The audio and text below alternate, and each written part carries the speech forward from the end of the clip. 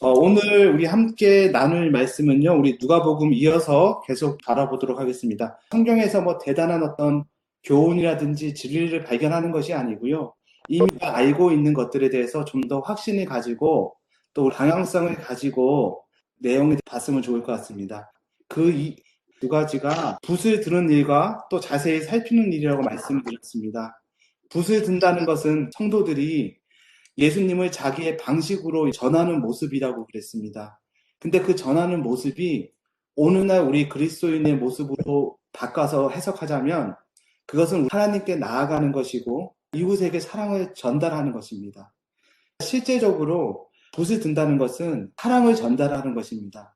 그 말씀을 꼭 기억하시고 우리 작은 것들이라도 우리 내 옆에 있는 아내라든지 아이로부터 시작해서 우리 바로 옆에 있는 분들에게 사랑을 전하는 연습을 해보셨으면 좋을 것 같습니다. 그리고 누가가 이렇게 누가복음을 쓸 수 있는 신앙의 단계로 올라왔던 그 이유 중에 하나가 예수님을 모든 일의 근원부터 자세히 미루어 살폈다고 되어 있습니다. 성경에 대해서 공부하고 바라보는 것은 다른 것이 아니고 예수님을 자세히 미루어 살피기 위해서 우리가 바라보는 것이라고 해요. 그래서 우리가 지금 누가복음 이렇게 공부하는 것은 여러분들께서 나도 내 안에 어떤 확신함, 여기 보면 각하의 배운 바의 확실함을 알게 하기 위해서 이 누가복음이 전달된 복음서라고 되어 있습니다. 그래서 오늘 우리도 내 안에 올해는 내가 정말 이 누가복음을 통해서 자세히 살펴서 내 안에 배운 바에 대한 확실함이 있을 때까지 한번 바라보자. 그런 믿음의 용기를 가지시고 누가복음을 계속 바라봤으면 저와 여러분들이 참 은혜 있는 시간이 되리라고 믿습니다. 오늘은 누가가 드디어 데오빌로 각하에게 예수님에 대해서 자세히 살펴서 쓰는 그 첫 번째 이야기를 누구의 이야기로부터 시작되냐면 사가랴와 엘리사벳의 이야기로부터 시작됩니다. 그래서 오늘 우리가 바라볼 것은 사가랴와 엘리사벳의 모습 속에서 나타난 그들의 1, 2, 3 법칙을 통해서 좀 더 깊게 한번 바라보자 합니다. 그러면서 이 누가는 사가랴와 엘리사벳에 대해서 이야기하면서 설명을 어떻게 하냐면 두 사람은 흠이 없이 행하는 의인이라고 이야기하고 있습니다. 근데 여기 중요한 단서가 있죠. 그게 무엇이냐면 하나님 앞에 의인이라는 이야기를 합니다. 이 사람들은 모든 규례와 행실을 완벽하게 지켜서 의인이 된 것이 아니고요. 하나님 앞에 나아가는 자기 때문에 의인이라고 저번 주에 우리가 결론을 냈었습니다. 왜냐하면 우리 하나님이 바로 그런 하나님이시기 때문입니다. 우리 하나님은 이사야서에 이렇게 말씀하십니다. 오라, 너희가 어떠한 상태든지 간에 내 앞에 오기만 하면 내가 너희를 깨끗하게 할 거다. 눈보다 더 희게 할 거다. 너희가 아무리 진홍색 때가 묻어 있을지라도 내가 너희를 깨끗하게 할 거다. 그렇게 약속하시고 말씀하시는 분이 우리 하나님이라는 것입니다. 우리가 어떠한 모습이든지 간에 우리가 예수님, 하나님 앞에 나아서 서기만 한다면 하나님께서는 우리를 어여쁜 자고 의인으로 봐주신다는 겁니다. 이건 믿으시는지요? 이거를 믿으셔야 됩니다. 이것이 첫 번째 단계입니다. 우리가 신앙을 하고 성경을 바라보고 이렇게 공부하는 거에 있어서 첫 번째 단계가 예수님의 이러한 품성에 대해서 우리가 믿는 것입니다. 그래야지 우리가 나의 상태, 내가 아프든지 내 상황이 정말 지금 막 너무 벼랑 끝에 서 있든지 아니면 내가 좀 너무 제 가운데서 힘들어 하든지 그 모든 것을 잊어버리고 하나님 앞에 나아갈 수 있는 그런 믿음이 생기는 것입니다. 우리 하나님이 어떠한 분인가 그것에 대해서 먼저 알고 그 안만큼 우리가 하나님 앞에 나아갈 수 있는 그런 신앙의 용기를 얻게 되는 것입니다. 근데 이 문제가 간단한 것 같은데요. 사실은 사단은 이 문제를 가지고 우리로 하여금 대부분 모든 그리스도인들이 8, 90%를 다 여기서 무너뜨립니다. 그래서 결국에는 하나님 앞에 나아가지 못하게 만들죠. 사실 나아가기만 한다면 우리는 의인이고 하나님의 아들이 되는데 근데 그 나아가게 하는 그 자체를 못 나가게 하는 것입니다. 어떤 사람들은 죄책감으로 인해서, 어떤 사람들은 먹고 사는 일로 인해서, 어떤 사람들은 개인의 욕심에 의해서, 또 여러 가지 이유를 만들어서 하나님 앞에 서지를 못하게 하는 것입니다. 우리가 지금 누가복음을 통해서 면밀히 살펴서 공부하는 그 이유와 목적은 하나님 앞에 우리가 서기 위해서 그렇게 한다는 것입니다. 이 8절에 보면 그 의미가 좀 더 의미심장하게 다가옵니다. 마침 사가랴가 그 반열의 차례대로 제사장의 직무를 하나님 앞에 행할세 제사장의 전례에 따라 제비를 뽑아 주의 성소를 들어가 분향하고, 지금 사가랴의 모습에 대해서 설명하면서 제사장의 직무를 하나님 앞에서 행한다고 이야기하고 있습니다. 저는 이 구절에 대해서 며칠을 깊게 생각해 봤는데요. 제사장의 직무를 하나님 앞에서 행한다는 것입니다. 제사장의 직무. 그러니까 사실 이걸 다른 말로 표현하면 꼭 제사장이 아니더라도 우리의 직무 있지 않습니까? 우리가 살아가는 직무. 그러니까 내가 오늘, 여러분들께서 오늘 어떤 일을 하시면서 살아가셨습니까? 저 같은 경우는 뭐 나가서 일을 했죠. 돈을 벌기 위해서 일을 했지만 사실은 정말 우리의 직무가 무엇인지에 대해서 생각하게 하는 말씀입니다. 왜냐하면 내가 무슨 일을 하든지 간에, 내가 제사장이건 내가 목사건 장로건 집사건 내가 선교사건 무슨 일을 하든지 간에 그 직무가 정말 올바른 직무가 되기 위해서는 그 직무로 인해서 하나님 앞에 나아가게 될 때가 그 직무가 올바른 직무라는 것입니다. 다시 바꿔서 말한다고 그러면 우리가 행하는 일, 그리스도인으로서 올바른 직무라고 하는 것은 하나님 앞에 나아가게 한다는 것입니다. 그래서 우리 그리스도인들의 유일한 삶의 목적은 하나님 앞에 나아가는 것이죠. 하나님 앞에 행하는 것, 하나님 앞에 나아가는 것. 그걸 다른 말로 얘기하면 예수께로입니다. 그러니까 여러분들께서 우리의 삶에 내가 오늘 어떻게 살고 숨쉬고 또 어떤 면에서는 우리가 이렇게 성경 공부하는 이 시간도 마찬가지입니다. 이 시간도 우리가 예수께로 하나님 앞으로 나아가지 않게 한다면 그거는 올바른 직무가 안 되고 아무것도 아닌 일이 되는 것입니다. 그래서 이것을 늘 명심하시고 정말 내가 누가 복음을 공부하고 또 이런 모임을 통해서 서로 이야기를 하고 이런 일들이 정말 하나님 앞에 나를 나아가게 하는 일인지, 나아가게 한다면 올바른 직무를 행하고 있는 것입니다. 그래서 늘 그것을 어떤 하나의 어떤 표준으로 삼으시고요. 여러분들이 교회에서 일을 하시거나 아니면 직장에서 일을 하시거나 아니면 어떤 일을 하시든지 간에 그 일이 나로 하여금 하나님 앞에 나아가게 하는지 한번 늘 생각하시고 그 방향을 잡으셨으면 좋겠습니다. 그런데 또 재미있는 사실은요. 7절에 보면 어쩔 수 없는 인간의 상태에 대해서 나옵니다. 지금 이 사가랴와 엘리사벳은 참으로 대단한 사람입니다. 이 사람들은 늘 하나님 앞에 나아가는 사람들이었고요. 그 다음에 그렇게 진심으로 하나님 앞에 나아갔을 뿐만 아니라 여기 보면 주의 모든 계명과 규례대로 흠없이 지켰던 자들입니다. 그런데 한마디로 대단한 의인들이죠. 그런데 그렇게 의인들이지만 그들의 실상의 모습은 어떤 모습이냐면 7절에 이렇게 이야기하고 있습니다. 엘리사벳이 수태를 못함으로 저희가 무자하고 두 사람은 나이가 많더라. 이 사람들은 하나님 앞에 나아가고 사람들 보기에도 규례와 계명을 지킴으로 정말 대단하게 존경받고 그 당시에 의인이지만 그들의 모습은 어쩔 수 없이 무자하고 늙어서 힘이 없다는 것입니다. 이것이 우리 인간의 모습입니다. 여러분들도 이렇게 생각을 하실 수가 있겠습니다. 제가 교회를 20년 다니고 30년 다녀서 매일같이 정말 교회도 늘 잘 참석하고 정말 새벽 기도도 매일같이 하고 말씀도 이렇게 보는데 어떨 때는 우리 삶에 아무런 열매가 없고 나이만 더욱더 늙어갈 수도 있을지 모르겠습니다.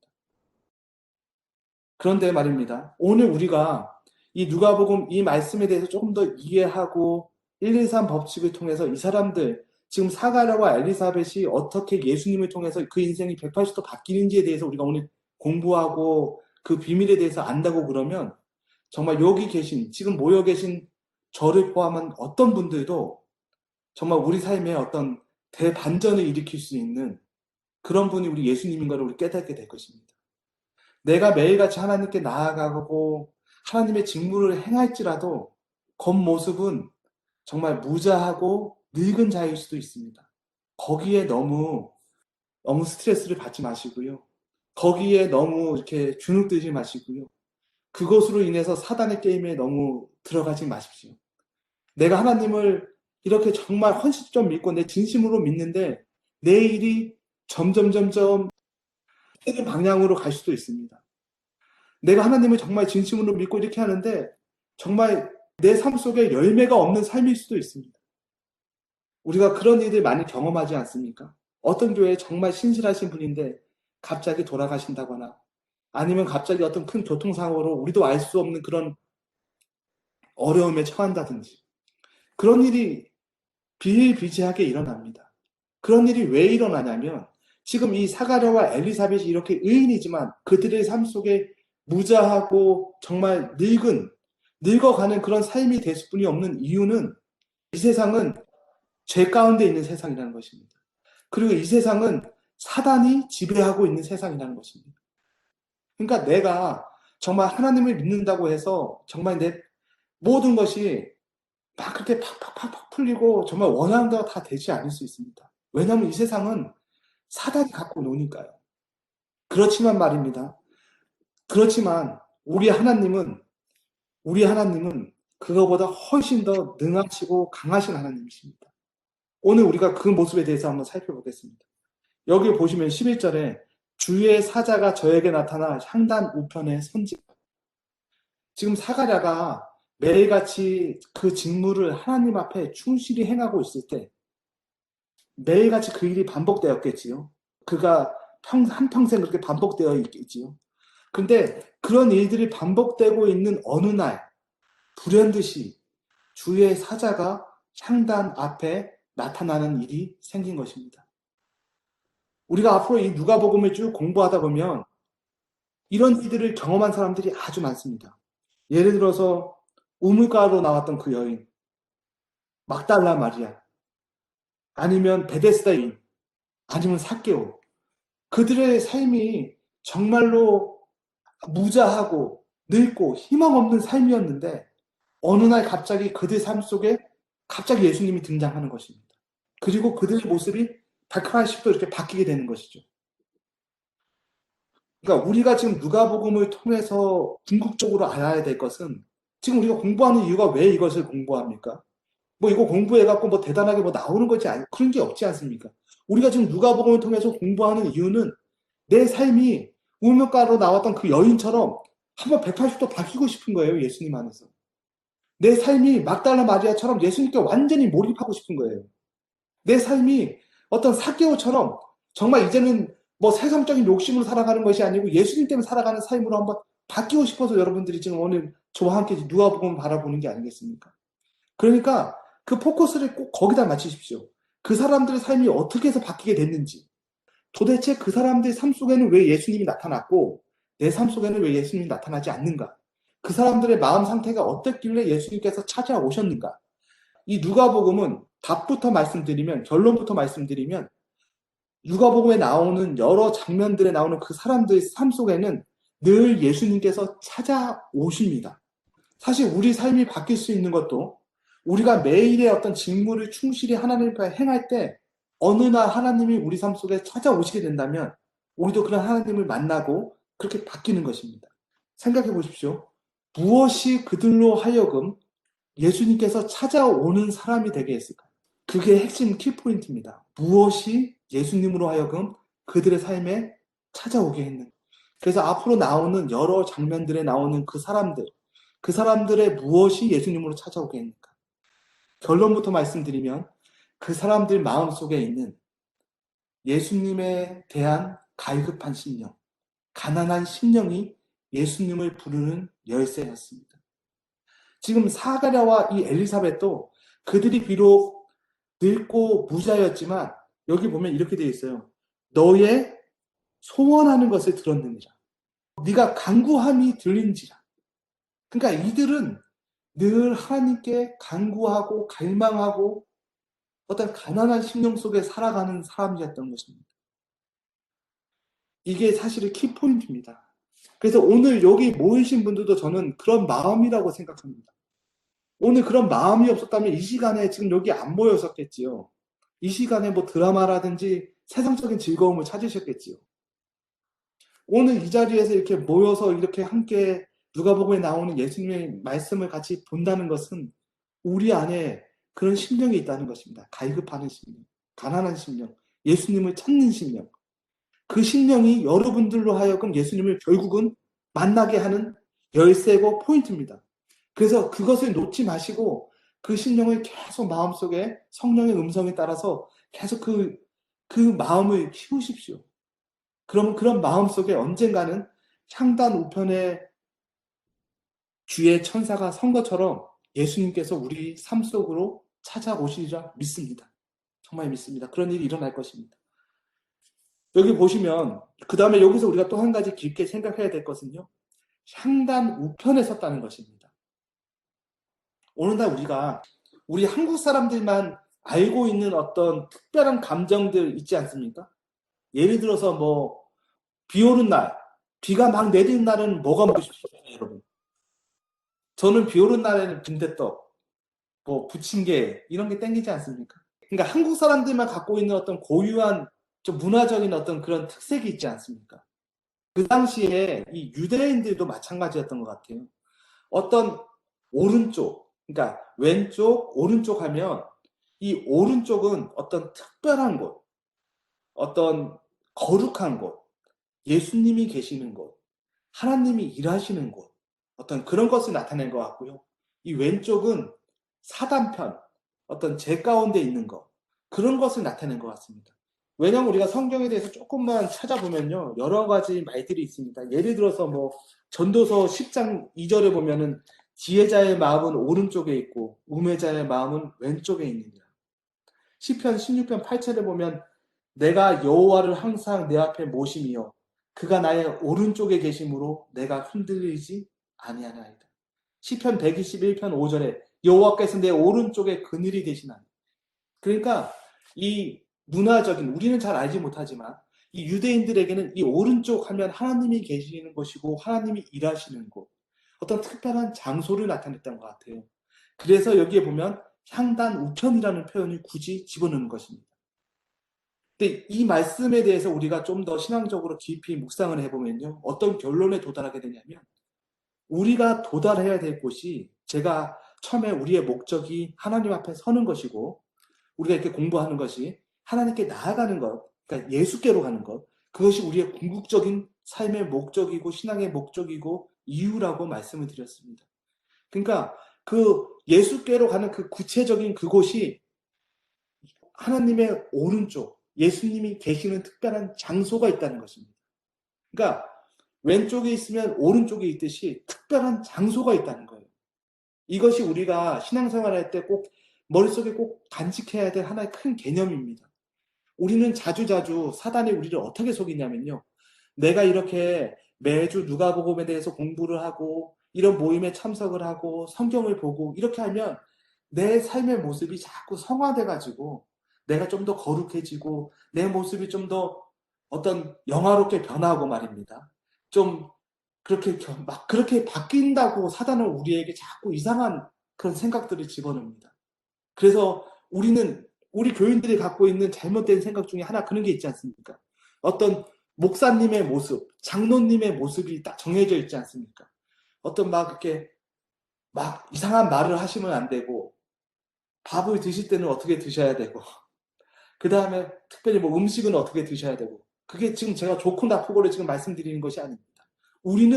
우리도 모르게 어떤 정해진 어떤 신앙의 모습을 우리가 이렇게 해서 거기에 도달하게끔 자꾸 우리가 신앙을 그쪽으로 끌고 가고 있어요. 그런데 성경은 신앙의 모습이 그런 게 아니라는 것이에요. 그것은 기독교의 신앙이 아니고 어떤 불교라든지 다른 종교예요. 우리가 하나하나 어떤 선을 쌓아서 도달해야 될 경지가 아니고 우리가 추구해야 될 것은 그냥 우리가 어떤 모습이든지 그냥 예수님이 계신 그 오른쪽 하나님 앞으로 그냥 나아가는 것입니다. 그러면은 하나님께서 바로 너는 내 아들이고 너는 내 의인이다 이렇게 얘기해 주는 것입니다. 그걸 믿으시는지요? 믿으셔야 됩니다. 그래야지 내가 어떠한 상태든지 간에 겁먹지 않고 그냥 예수님을 바라보고 성경을 바라보고 담대하게 그냥 나아갈 수가 있는 것입니다. 그래서 이 오른쪽에 대해서 꼭 깊이 묵상하시고 그냥 예수님을 있는 대로 그냥 강하게 우리가 어두운 지금 밖은 캄캄한데 저 캄캄한 데 있다가 집안에 환한 대로 그냥 문을 열고 들어오면 환한 집 안으로 들어오듯이 내 마음 속에 계신 예수님으로 내가 그냥 열고 들어가면 내 머릿속에 근심, 걱정, 제약이 있든지 간에 그거와 상관없이 나는 예수님이 계신 곳, 그 환한 곳으로 들어갈 수 있는 것입니다. 그것이 우리가 믿는 예수님이고 신앙이에요. 그래서 여기 계신 한 분 한 분들이 삶 속에 어떠한 짐이 있고 무게가 있고 복잡한 일이 있더라도 지금 이 순간 그런 거 다 떨쳐버리시고 예수님이 있는 곳으로 그냥 들어가시기 바랍니다. 들어가시면 그곳에 예수님이 계시고 예수님께서 알 수 없는 기쁨과 평안을 주시겠다는 것입니다. 그것이 우리가 믿는 그리스도교입니다. 지금 그 일이 사가랴에게 일어난 것입니다. 이해되시는지요? 사가랴가 매일 직무를 행하다가 이제는 예수님의 사자를 직접 만나는 일이 일어난 것입니다. 그래서 우리도 이렇게 매일 직무를 행하고 이렇게 하다 보면 우리가 예수님 계신 밝은 빛으로 자꾸 나가다 보면 정말 더 큰 빛 가운데 예수님을 만날 것이고 우리도 언젠가는 이렇게 큰 일이 일어나리라고 믿습니다. 그래서 보면 그래서 그 결과가 어떻게 되냐면 24절 이렇게 됩니다. 이후에 그의 아내 엘리사벳이 수태하고 무자였고 늙어서 정말 아무 힘이 없던 그 두 노인네가 말입니다. 어떻게 됐다고요? 아이를 잉태했다는 것입니다. 참 기적적인 일이 일어났죠. 그 아이가 누굽니까? 침례 요한입니다. 여러분, 침례 요한이 어떤 사람인지 우리가 앞으로 쭉 보겠습니다. 그러나 이 한마디로 정의될 수 있습니다. 침례 요한은 예수님을 위로한 사람입니다. 나중에 우리가 하늘나라 가서 우리가 예수님을 만나면 얼마나 기쁠까요? 그러면 예수님하고 할 얘기가 많겠죠. 예수님, 내가 그날 밤 그렇게 외롭고 힘들고 고통스러울 때 그때 예수님이 함께 해주셨지요? 하면서 예수님과 함께 어떤 추억을 나누지 않겠습니까? 그런데 침례 요한을 한번 생각해 보십시오. 우리가 예수님과 함께 이야기하는 그 감정보다 침례 요한은 예수님과 얼마나 더 밀접한 이야기를 할 수 있을까요? 예수님은 침례 요한을 그것만 생각해도 제 가슴이 진짜 막 부풀어 오릅니다. 그러니까 그런 침례 요한을 지금 엘리사벳이 잉태한 것입니다. 대단하지 않습니까? 그런데 그거보다 더 재미있고 대단한 일은 여기에 있는 것 같아요. 36절에 보면 이렇게 돼 있습니다. 이제 이 일이 있고 나서 천사가 그 같은 천사가 같아요. 그 천사가 마리아에게 찾아와서 이렇게 이야기합니다. 마리아야, 네가 드디어 네가 아들을 낳을 건데 성령이 잉태해서 아들을 낳을 건데 그 이름을 예수라 하라. 드디어 이제 약속된 메시아가 탄생하는 그 순간이 다가온 것입니다. 그리고 그 일이 마리아에게 다가온 것입니다. 그런데 지금 마리아는 그 이야기를 듣고 너무 기쁘고 감사하고 좋긴 한데 너무 두려운 것이에요. 자기가 그 일을 허락하면 어떻게 됩니까? 마리아는 죽는 것입니다. 생명을 내어놓는 것이에요, 사실은. 왜냐하면 그 당시는 요셉이 어떻게 될지 모르거든요. 요셉이 그냥 마리아를 부정하다 그러고 내쫓으면 마리아는 죽은 목숨인 거예요. 그런데 마리아에게 있어서 그렇게 갈등이 당연히 되겠지요. 힘들겠지요. 그런데 그렇게 갈등하고 힘들어하는 마리아를 보고 천사가 무슨 이야기를 하냐면 이 이야기를 합니다. 보라, 내 친족 엘리사벳도 늙어서 아들을 배었느니라. 본래 수태를 하지 못한다 하던 이가 이미 6달이 되었느니라. 그렇게 고민하고 힘들어하는 마리아에게 천사가 무슨 얘기를 하냐면 너 엘리사벳 알지? 너 친족. 그 엘리사벳 그 할머니도 하나님의 능력으로 지금 잉태해서 6달이 되었다고 이야기합니다. 그러니까 마리아는 자기 그 알거든요. 엘리사벳 그 늙은 할머니요. 그 할머니가 정말 성령으로 하나님의 능력으로 잉태해서 아이를 낳았다면 나 같은 사람도 할 수 있겠다는 용기가 마음속에서 북돋아 오르는 것입니다. 그래서 무슨 얘기를 하냐면 이렇게 합니다. 그 이야기를 듣고 마리아가 가로되 주의 계집종이오니 말씀대로 내게 이루어지지어다 하며 천사가 떠나갑니다. 그 이야기를 듣고 용기를 내어서 마리아가 말씀대로 하옵소서 고백합니다. 그리고 나서 39절 이렇게 이야기합니다. 이때 마리아가 일어나 빨리 산중으로 가서 한 유대에 이르러 사가랴의 집에 들어가서 엘리사벳에게 문안하니. 그래서 바로 그 천사가 떠나가자마자 마리아는 엘리사벳에게 쫓아가서 정말 엘리사벳이 잉태했는지를 보고 둘이 기뻐하며 5달을 함께 찬양하며 같이 지낸 것입니다. 저는 이야기를 읽으면서 이 엘리사벳과 사가랴가 얼마나 축복을 받은 자들이냐면요.